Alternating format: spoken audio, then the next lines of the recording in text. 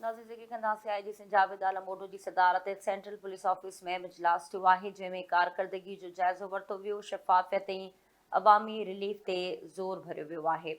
ज़िक्र कयो नाज़रीन कराची में आई जी सिंध जावेद आलम ओडो जी सदारत सेंट्रल पुलिस ऑफिस में सिंध पुलिस जे मुख़्तलिफ़ शोबनि जी कारकर्दगी बाबति अहम इजलास थियो। हफ़्तेवार बुनियादनि ते मुख़्तलिफ़ ब्रांचेस जी कारकर्दगी जो तफ़सीली जाइज़ो वरितो वियो। इजलास दौरान DIG IT ऐं AIG कंप्लेंट सेल पारां तफ़सीली ब्रीफिंग ॾिनी वई। इजलास में additional IG CTD special branch DIGs headquarters crime and investigation establishment training TNT finance ऐं IT समेत ॿियनि आला ऑफिसरनि शिरकत कई आहे। IG सिंध सभिनी ब्रांचेस खे मामलनि में वधीक शफ़ाफ़ियत ऐं तेज़ी आणण जी हिदायत जारी कई आहे।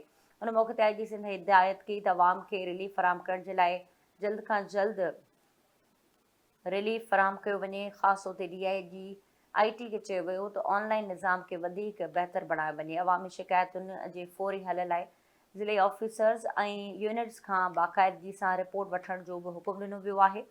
IG जो चवणु आहे त हर शोबे जा ऑफिसर पंहिंजी कारकर्दगी खे वधीक बहितर बणाइनि ऐं हफ़्तेवार रिपोर्ट पेश कनि त जीअं पुलिस निज़ाम खे वधीक मौसर ऐं जवाबदाह बणाए सघिजे।